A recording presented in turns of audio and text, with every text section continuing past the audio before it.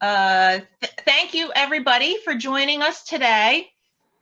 My name is Janet Newsom, and I am chair of the DC Region's U.S.-Japan Council membership.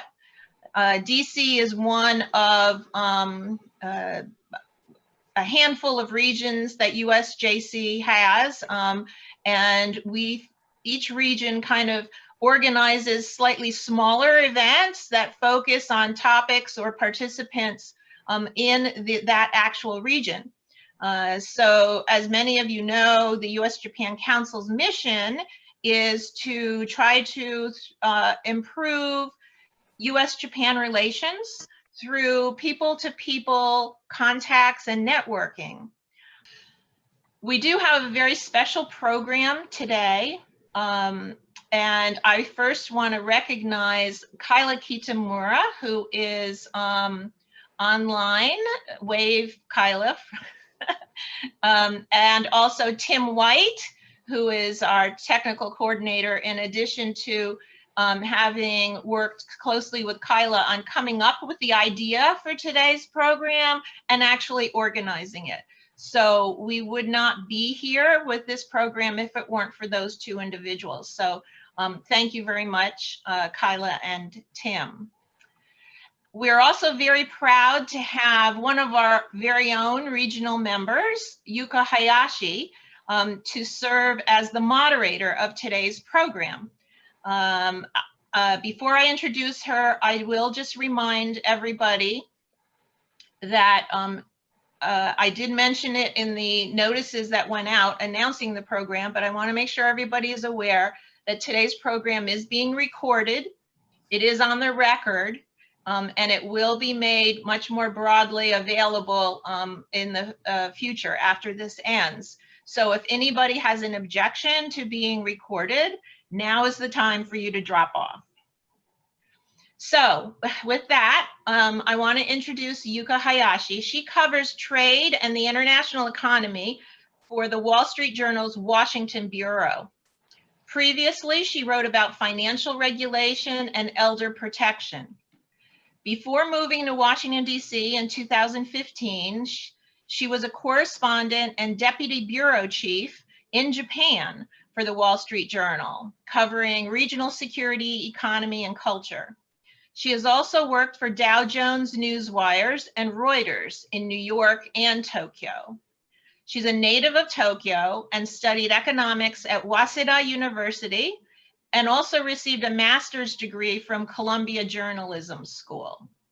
I can't think of anybody better to moderate today's program. And I want to thank you, Yuka, for taking this on. And with that, I will turn the program over to you. Thank you very much, Janet, for the introduction.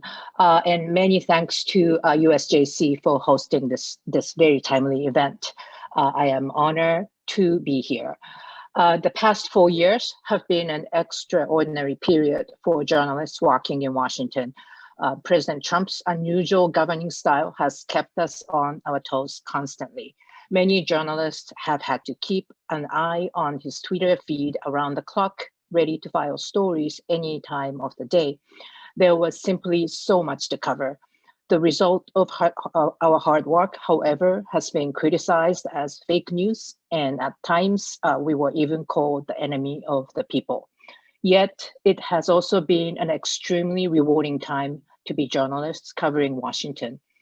I have had people telling me numerous times, "Thank you for your service." This was an expression I had rarely heard before. We know that the world watched developments in American politics closely like at no other time, particularly during the election period this fall. We know that people in Japan are no exception. How have the people in Japan responded to news from Washington?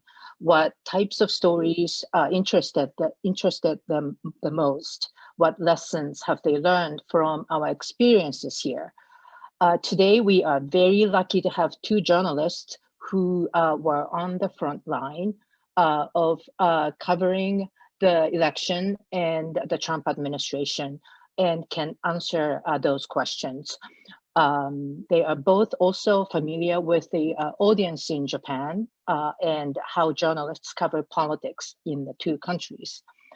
Sarah Cook is a White House producer for CBS News, where she has covered US domestic and foreign policy, the coronavirus pandemic, and the 2020 election. She's also a producer of CBS's podcasts, The Takeout and the Debrief. Prior to joining CBS in the summer of 2018, Sarah was a producer at NHK, Japan Broadcasting Corporation in Washington, where she covered the 2016 presidential election and the White House. Before entering the media field, Sarah served as congressional liaison at the Embassy of Japan in Washington. She was also active in working with the Japanese community in the area, serving as a translator for the National Cherry Blossom Festival and a classmates coordinator for Kizuna Across Cultures. She was also one of the first interns at the US-Japan Council in Washington, so she's a real veteran with this organization. Yoso Furumoto has been Washington bureau chief for the Mainichi newspaper since late 2018. It's one of the top daily newspapers in Japan, and I'm sure most of you are familiar with it. Since joining Mainichi in 1996, Yoso has mostly covered politics in Japan and served as chief correspondent at the Prime Minister's office and as deputy managing editor. This is his second tour in Washington, having covered defense issues and politics during President Obama's first term. Yoso was born in Hiroshima and grew up in Kanagawa Prefecture outside of Tokyo.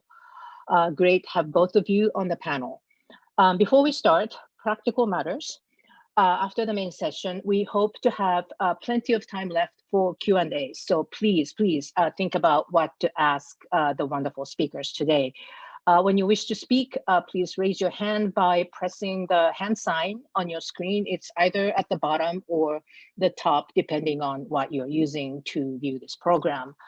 Then we will come to you. Let us begin. As a way to introduce yourselves and your jobs, could you tell us what your responsibilities were during the 2020 election and the period leading up to it? Yoso, Sarah, who would like to go first? I guess I will go first.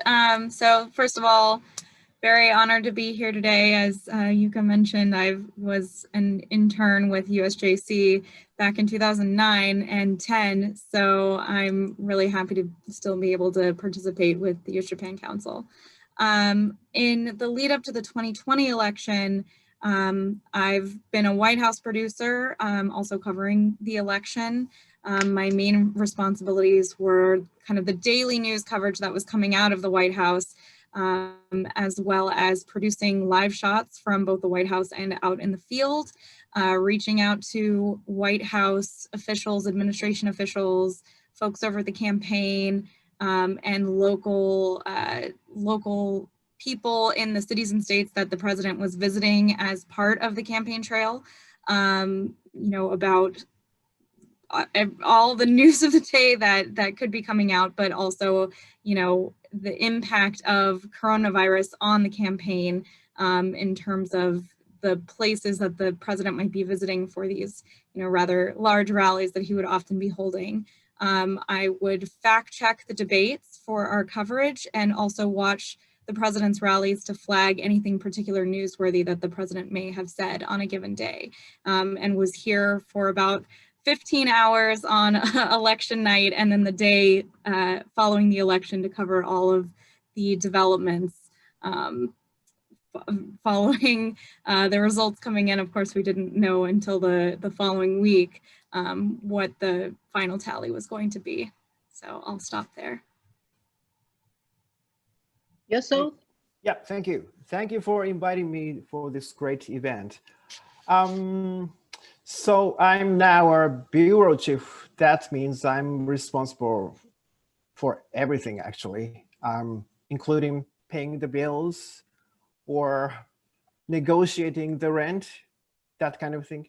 But in terms of reporting, my focus is US domestic politics and national security. And in terms of 2020 election, I covered both parties and both candidates. But looking back on year 2020, or maybe a year ago, last December, my focus was on their House Intel Committee. They're doing their investigation on the Ukrainian scandal. So my year was started with their impeachment trial. So this year was a very strange year, even before the pandemic. Then President Trump was acquitted February 5th, and my focus switched from trial to the Democratic primaries. I missed Iowa caucus because I was covering the State of the Union in the following day, but I went to New Hampshire primary, Nevada caucus, South Carolina primary. Then, so I was traveling mostly in February. Then March, everything stopped because of the COVID. Since then, I have been mostly working at home, covering the elections, and doing their Zoom interview, pretty much. So this year started rather dramatically, but turned into a quiet but busy year for me. Thank you. Thank you. So tell us about the most memorable experience you had during the Trump administration. What was the story that you were most proud of among the stories that you or your colleagues in the Washington Bureau wrote or produced? Or is there any story that you want to talk about for one reason or another, because it was so weird or something like that? Who would like to go first? I can go. So I think one of the most fascinating stories that I worked on during my time covering the Trump administration was probably the relationship between President Trump and Kim Jong-un. You know, I think it's had quite a bit of ebb and flow over the past 4 years. But there was one story that I worked on back when I was with NHK during the time of Fire and Fury rhetoric, where we met with an expert and we showed clips of the president talking about North Korea to him for him to analyze. And as part of that story, we also met with an engineer who had created an artificial intelligence program that would analyze video and read the micro expressions on a person's face to try to analyze their emotions. And so he fed the 2017 UN General Assembly speech that the president gave, and they found that the time that the president was the most angry was when he was talking about North Korea, and particularly their nuclear program and Japanese abductees. Actually, his most angry point was when he was talking about Megumi Yokota, which I found very interesting as well. So going from that to this very quick detente and agreement to a summit was, I think, a surprise for all of us.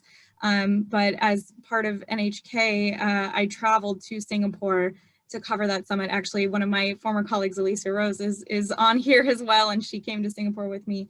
But I remember Kim Jong-un saying at one point during the summit that the whole thing felt like a scene out of a sci-fi movie. And I think for a lot of national security analysts and journalists who have covered North Korea for a long time, I think we all kind of felt similarly. Very interesting, particularly about President Trump and Megumi Yokota. Probably speaks to the great job that the Japanese government did working with the Trump administration. Yoso? Okay, so the most memorable story, I would say That's the series of public hearing at the House Intel Committee on Ukrainian issues. White House officials and former diplomats stood against President Trump and testified that the pressuring Ukrainian president and asking for some evidence to attack political opponent was simply wrong. That was pretty impressive. Witnesses like Ambassador Yovanovitch, Army Colonel Vanderman, they are the first and second generation Americans who truly believe in democratic value. That was impressive. The other one is what happened at the Lafayette Square on June 1st. The security officials cleared the BLM peaceful protesters for the photo op of President Trump. That was shocking, and it's quite contrary to the democratic value which Colonel Vanderman was talking about. So this contrast of about democracy in the United States was my most memorable thing this year. Were you able to cover the congressional hearing that you mentioned in person, or did you have to watch it by video? Well, I tried to get in, but it was limited, so I couldn't get in, actually. So I was stuck in front of the TV for many days. Well, oftentimes you can see the people's facial expressions and things much better if you're monitoring by video rather than being there in Even person. if I get in, I have to look back of the, That's right. the witnesses. That's right. Okay. So Sarah and Yoso, both of you have had this very unique experiences of observing how politics are covered by the media in Japan and the US. Could you talk to us about the differences that you have seen, you have experienced? I think one major difference that I noticed, which probably seems pretty intuitive, but working at CBS, we cover a wide range of topics, both foreign and domestic, whereas at NHK, we definitely had more of an international focus on the stories that we covered. A lot of times it was policy, specifically, national security. Obviously, we did a lot about North Korea, as I said before, trade policy, status of forces overseas, things like that, that would have kind of an immediate impact on Japanese viewers, whereas I didn't really work on any stories about, for instance, US tax policy or something like that. But one kind of difference stylistically that I found was with NHK, we would always try to find a particular character, a person who embodied a trend or a story that we were trying to tell. So for instance, a laid off auto worker in Michigan as kind of an embodiment of the issue of outsourcing, to foreign countries, or a farmer in Iowa who was really impacted by by tariffs or the trade war with China. Versus at CBS, we will sometimes have these characters, but particularly the stories that I cover as part of our White House or straight news, this is what the president said on this topic this day, here's a short interview with this administration official. So at least for the political stories that we're telling, it doesn't require quite as much exposition as it might explaining a trend to a Japanese audience. Yoso, so you covered politics in Japan for many, many years, and now you are in the US and you see how journalists here cover politics. What's your impression? What are the main differences? Okay, if I may add to Sarah's point, Japanese media tend to think US election coverage as a way to introduce American society rather than election itself, well as election itself. So this is a good opportunity every 4 years to explain what is going on in American society rather than the campaign. So, and one point I want to mention is that 4-year schedule. The big difference in the coverage of US politics and Japanese politics is actually schedule. The coverage of US politics is more systematic compared with Japanese one, because United States has a presidential election every 4 years and midterm elections in between. So people gather in Iowa, New Hampshire every 4 years at the beginning of that year. In Japan, we don't have that. Since we have a parliamentary system, prime minister is chosen from their House of Representatives. And the term of House of Representatives is 4 years, but they rarely serve full 4 years. So prime minister can resolve the parliament and call for a snap election anytime he wants. And one of the most important jobs for Japanese political reporter is to report when the prime minister is called for election and when the election is going to be held. That's one of the most important things, which, United States, who cares about the timing of the election? Everybody knows. So that makes a very, a stark difference between the coverage of US Japan politics. I see. Okay. What are the topics that the audience in Japan are most interested in related to the US? We in the digital era, we know that our employers, the publications closely monitor how many people are reading what stories very closely, and they let reporters like us know. So we know that, what stories do well and what stories don't. So I'm sure it's the same at Mainichi as well. What stories did really well during the current election cycle or during the Trump administration? So let's start with Yoso with this question. Yeah, so in the past 4 years, like many Americans, Japanese public are paying much attention to what President Trump tweets, says, does. Especially on trade, North Korea, China, those issues, I think.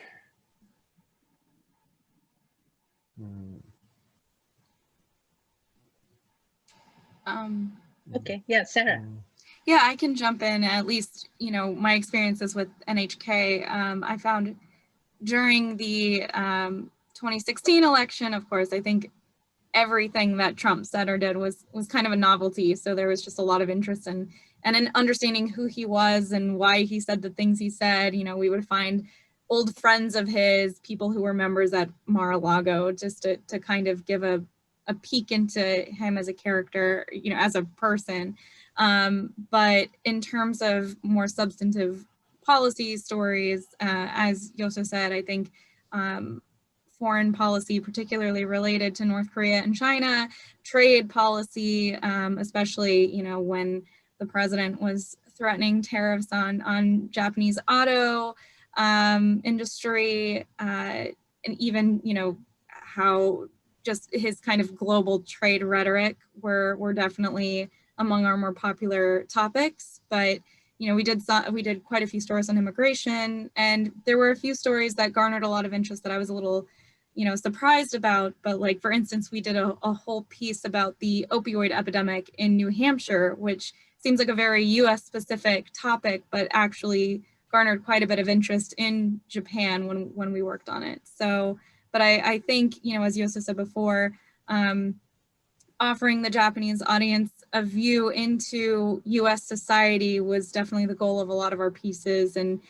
going and spending, you know, a week in Pennsylvania speaking with, you know, steel workers, things like that, like those kinds of stories also were garnered quite a bit of interest over with our Japanese audiences. Talking about Pennsylvania, I saw that a friend in Japan was posting on Facebook a story done by a Mainichi reporter about how Republicans are trying to organize Amish people in Pennsylvania to vote for President Trump.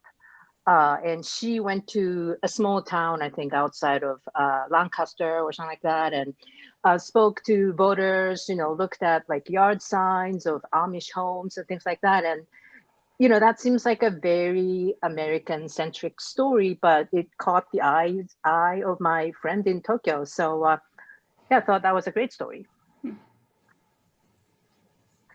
I want to ask both of you the challenges that you face as journalists covering Washington for a foreign media outlet. I mean, like right now, you know, all of us, whether you work for foreign media or domestic media companies, there have been a lot of challenges, particularly in the past 4 years. But as a reporter, journalist working for foreign media, what are the challenges? I'm particularly interested in this question because I was a reporter representing a foreign newspaper in Japan for a long time. And for many, many years, we fought against Japan's Kisha Club, press club system, saying that that system was blocking our access to the news that we had to cover. Is there any equivalent that you face working for a foreign media company in the US?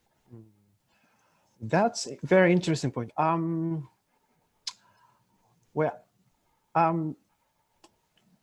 Okay, so the Kisha Club in Japan, I think it's overemphasized.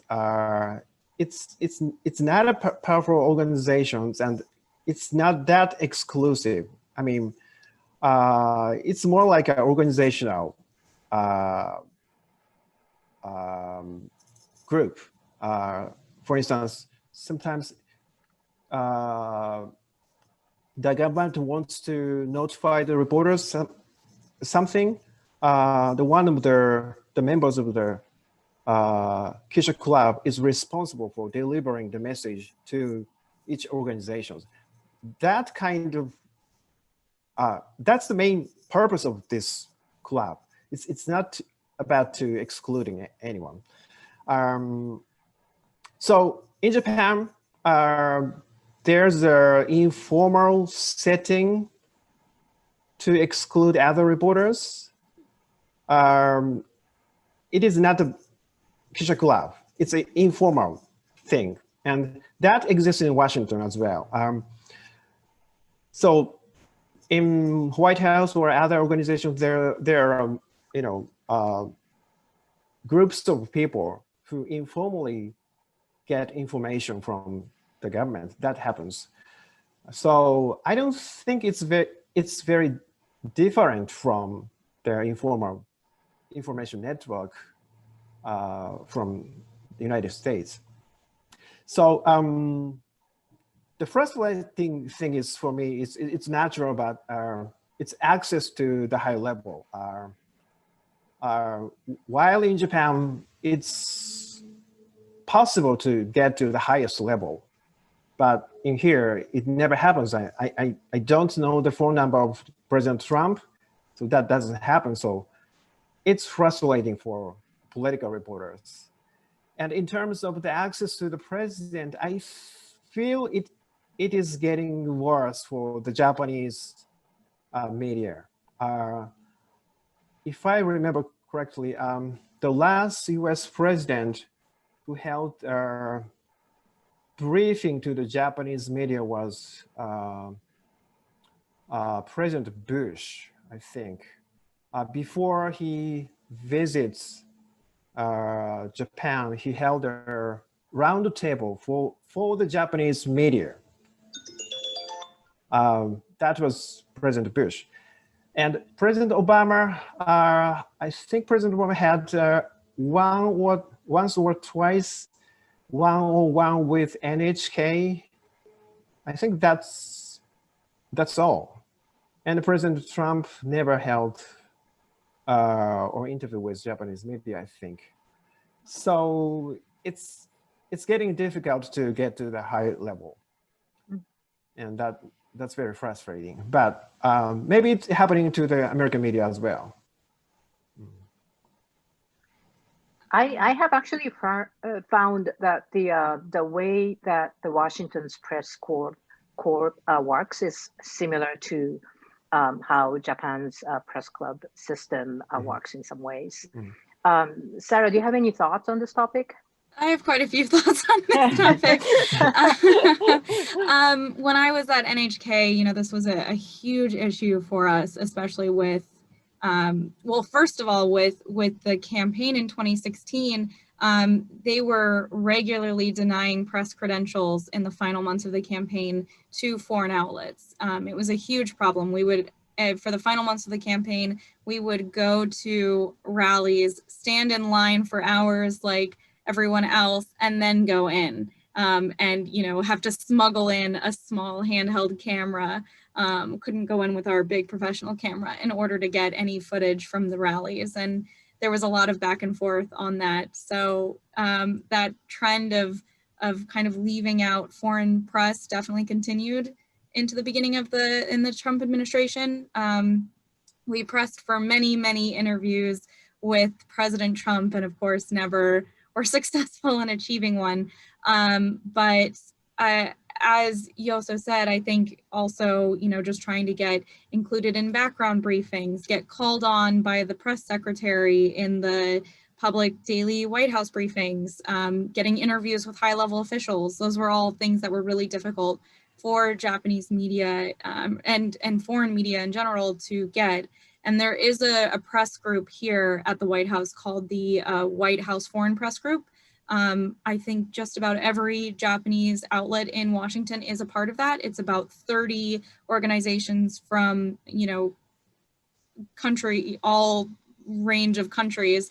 And we would meet and, try to advocate for access to the administration for foreign press. And that has improved slightly as we've made our case, but it's definitely a difficulty. I think the mindset is that in the administration is that if they, give an interview or give information to an American outlet, they know that, their constituents will see it, versus trying to convince them why it behooves them to also give foreign press, those same advantages. And, we were just constantly pushing, to remind them that they're sending their message to their allies, they're sending their message globally to Americans living abroad, to the thousands of military members living abroad. And in the case of NHK, when I was there, we had NHK World, which is of course an English language channel that also airs in the US. So there are certainly access issues, speaking from the American side of things as well. And, people giving certain pieces of information or interviews to some outlets over the others. But speaking from a foreign perspective, that was definitely something that we constantly struggled with. Oh, thanks for sharing your thoughts, both of you. This is a very interesting topic, and it's an exciting topic for those of us who have been involved in these issues.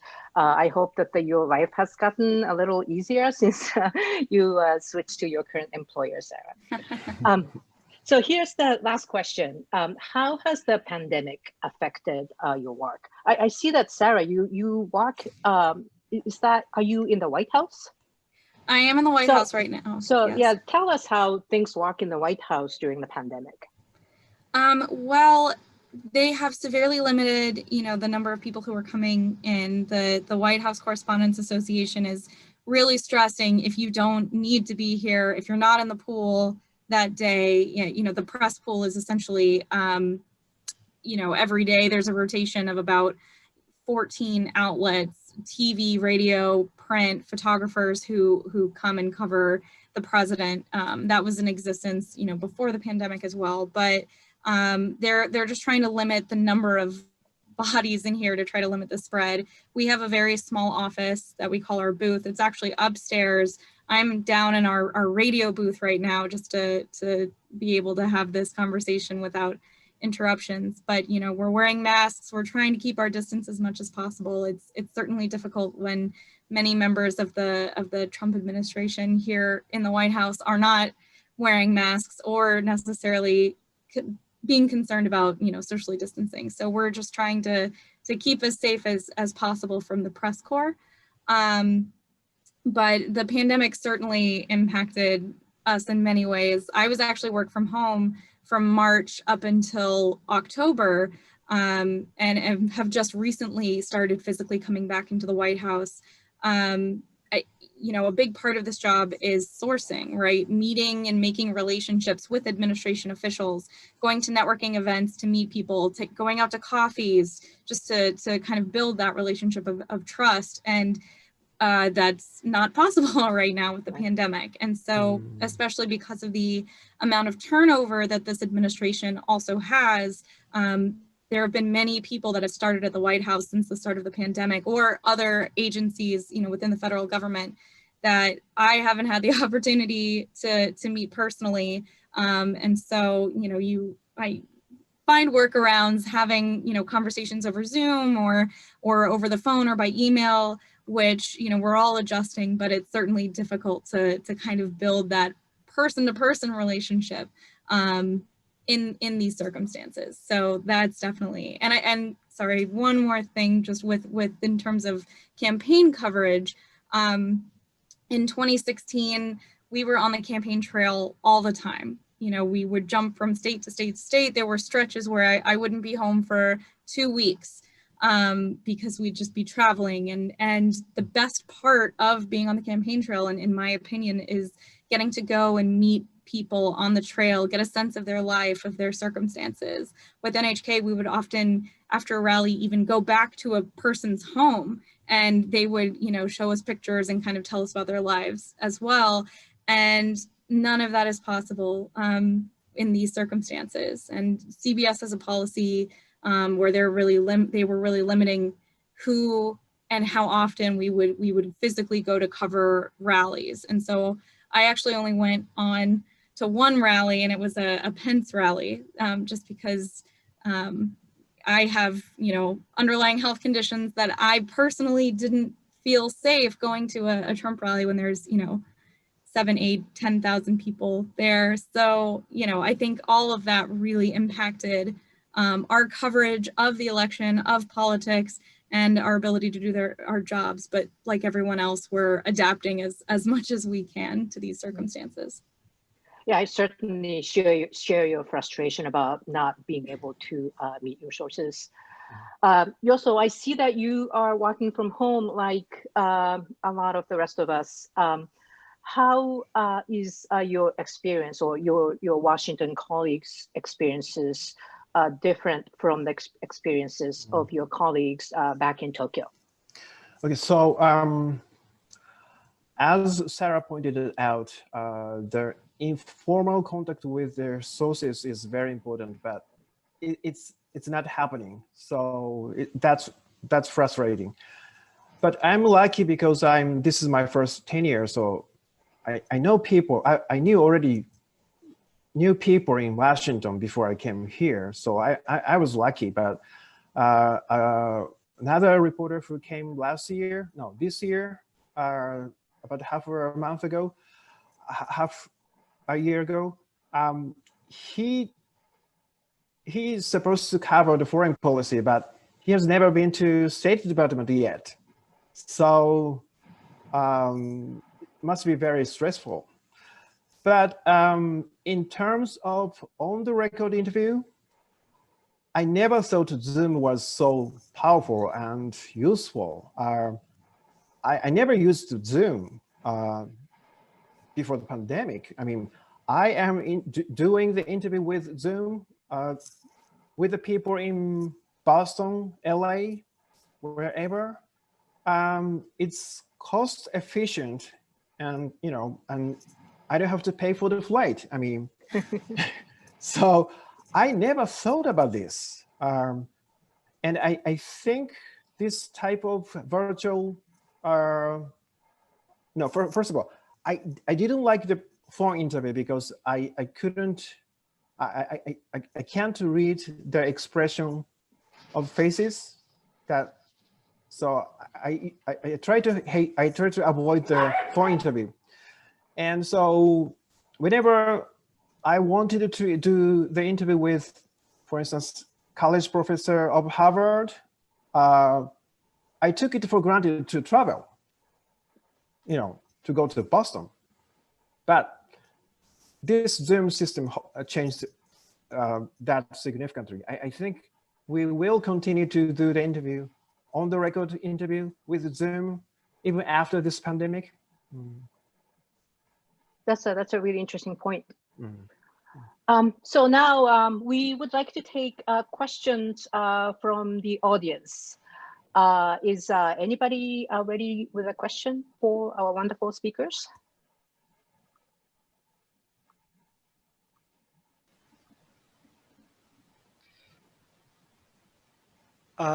I'll just say that a couple questions came in from the chat. So if we want to call on Lori Matsukawa first. Thank you so much. Thank you so much, Tim. I was just interested in the press were denied credentials or not offered credentials, campaign trail. Do you find, was any specific reason given by the Trump administration for denying press credentials at rally or within the White House? Did they ever say why?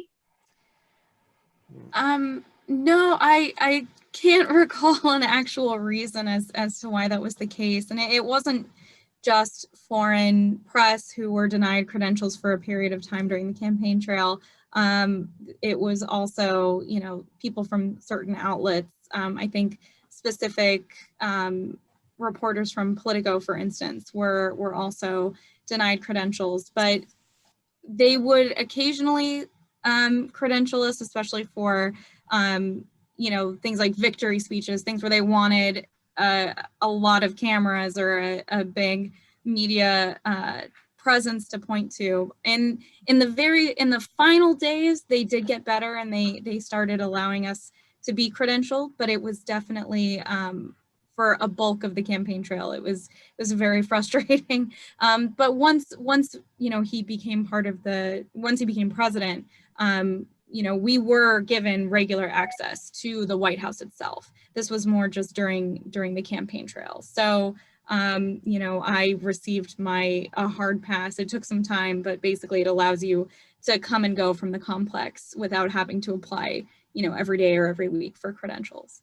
Yeah. So I have a if I may add. Yeah, Yosu, go ahead. Yeah. It's even before the Trump administration, it wasn't easy to get a press credential at the U.S. government. It takes such a long time to get one, and we typically don't know the exact rules to get one. They seldom explains how to get one. So, or sometimes it depends on the press, the people in that organization. So, for instance,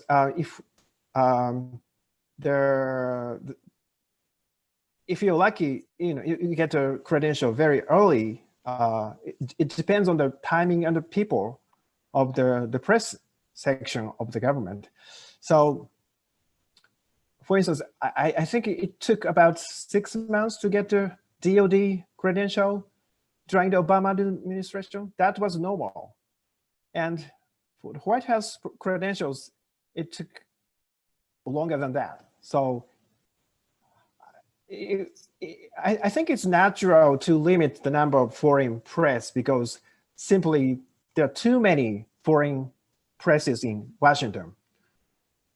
So it's understandable. Follow up quickly. Is it the similar situation in Japan? Is it difficult to have access to the Prime Minister's office, for example? Okay. Credential? Yes and no. There are not many press companies in Tokyo. I mean, compared with Washington. So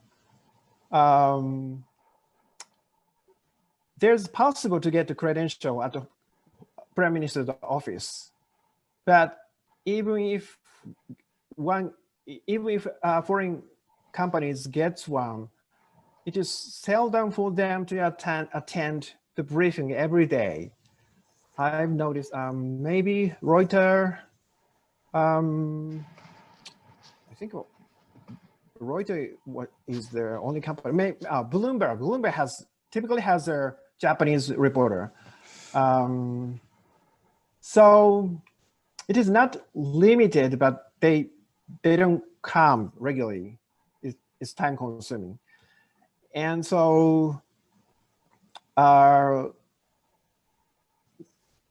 not difficult to get in, but they don't bother to get one because, they have one-on-one opportunity. Other than that, I mean, major American newspapers can have a one-on-one interview with Prime Minister. That happens sometimes. So, they don't have to be in their Japanese, reporter's circle. So it is not, worth it. So they don't bother. But, major companies are registered at the Prime Minister's office as an observer or something. So they have a list of their foreign companies. I mean, foreign medias. The Ministry of Foreign Affairs does have that kind of list as well. Thank you, Yoso. It was just brought to my attention that Secretary No Mineta is on the call. Secretary Mineta, are you still here? I'm still here. I was just wondering if I might ask, traditionally, the LDP party associates itself with the Republican Party.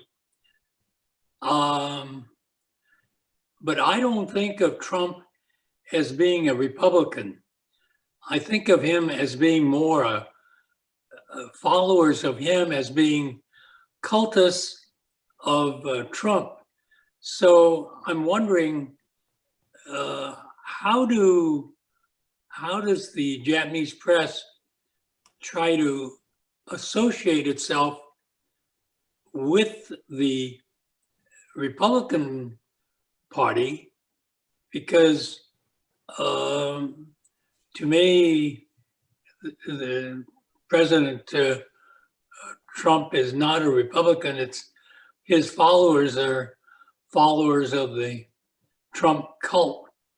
And I'm just wondering, does this, for me as a Democrat, as a liberal Democrat, I see this as a real problem because of the,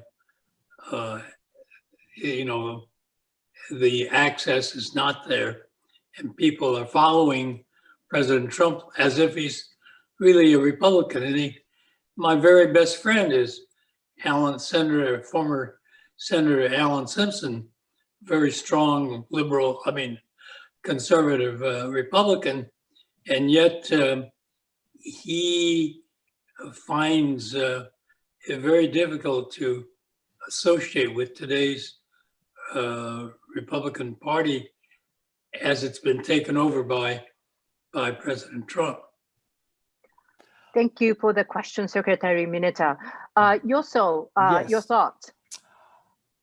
Actually, that's an excellent question. I mean, traditionally, LDP has a strong tie with Republican Party in the States.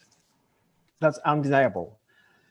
But as you pointed out, President Trump is not a Republican. in a traditional way. So there's lots of confusions in Tokyo.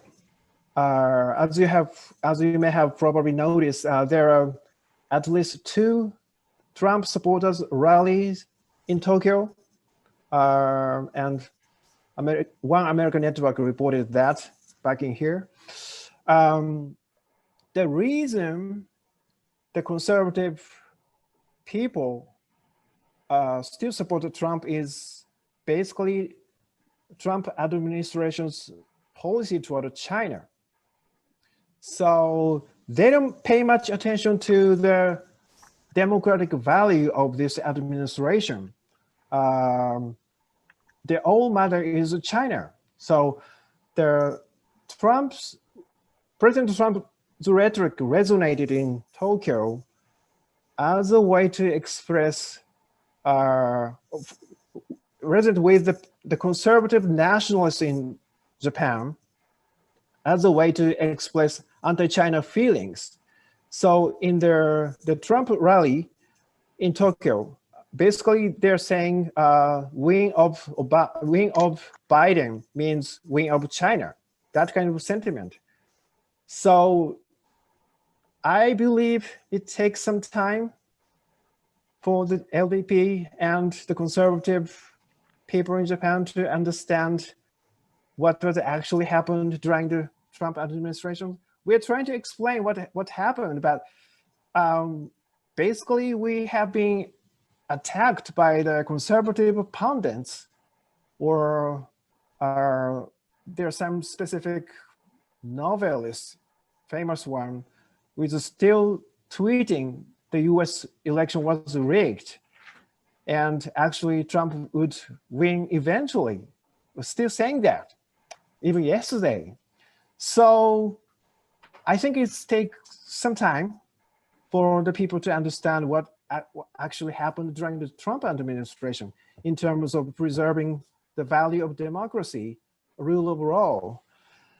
But I think eventually people will understand the United States is trying to go back to the normalcy. So now the people at the Ministry of Foreign Affairs or any other people who are involved in the foreign policy, they are relieved basically. They can predict, they can negotiate, things are getting normal. So they are the first ones who understand the normal relationship with the United States. Then I think the people will eventually follow. I hope so. Thank you, Yoso. We're getting close to the end of the program, but I would like to give a couple of people who had their hands raised for a long time. So I will start with Glenn Washington, then go to Diane Fukami. And if everyone could stick to short questions and answers, that would be great. Glenn. Hi, this is Kenta Washington. Can you hear me? Hear me? Yes. Yes. So my question is, with Biden assuming the presidency in January, do you expect to continue to cover Trump internationally after that? Or to what extent?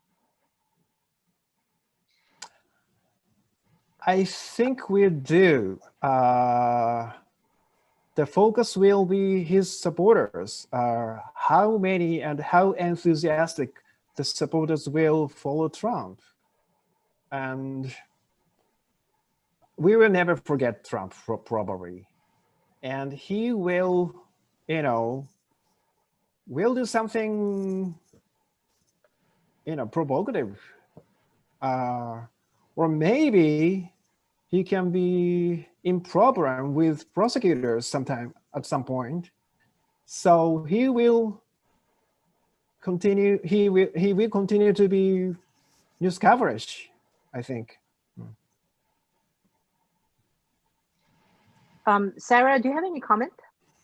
Yeah, I mean, I can't speak necessarily to internationally anymore, just since I'm now with CBS, but I do know that at our network and at many, I think at most networks, there are a lot of discussions taking place about how to cover Trump post-presidency. He's certainly not just going to go away quietly.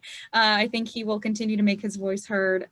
So I think that there are a lot of questions on the impact on the Republican Party, especially, you know, already looking to 2022 and whether, you know, folks who are up for re-election kind of take him and the influence of his base into consideration. And as you also pointed out, you know, there are cases against him ramping up in, for instance, New York and other locales as well. So we will see what happens with that coverage from here on out.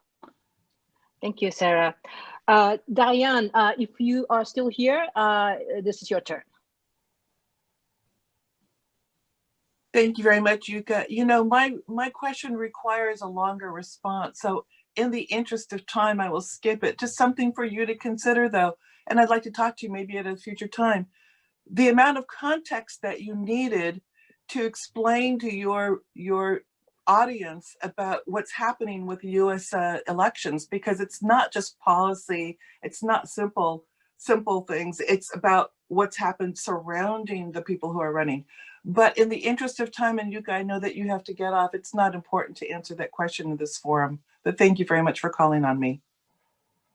Okay, so with that, we've come to the end of the program. Thank you very much to Sarah and Yoso for taking the time to be on the panel, and also thanks for all your very thoughtful questions. I really enjoyed the conversation. And let's turn this over to Janet. Thank you, Yuka. I want to thank you as well for doing an excellent job moderating this very interesting program. You were the perfect person for that role, and you provided a really good animated discussion through the hour. Thanks again to the speakers, both Sarah and Yoso. Before we go, I want to just give one last reminder that US-Japan Council would really appreciate any donations before the end of the year. It's very easy to do it online, so I hope you will consider that. For those of you who had a question or want to follow up with an individual speaker, they have consented to provide their email addresses. So after this call, I will send out by email to the people who are on this call what their email addresses are, so that if you want to reach out to them individually, you can do that. Finally, the next meeting of the DC region is being planned. It is hopefully going to be at the end of this month, a social event, but if not the end of this month, at the beginning of January. So more details on that will be forthcoming. Thank you all for joining us. I think this is a really great program. Secretary Mineta, we are honored that you chose to join us, and thank you for sharing your thoughts as well. I hope everybody has happy holidays. Stay safe. Wear a mask when you're not on Zoom. Bye-bye.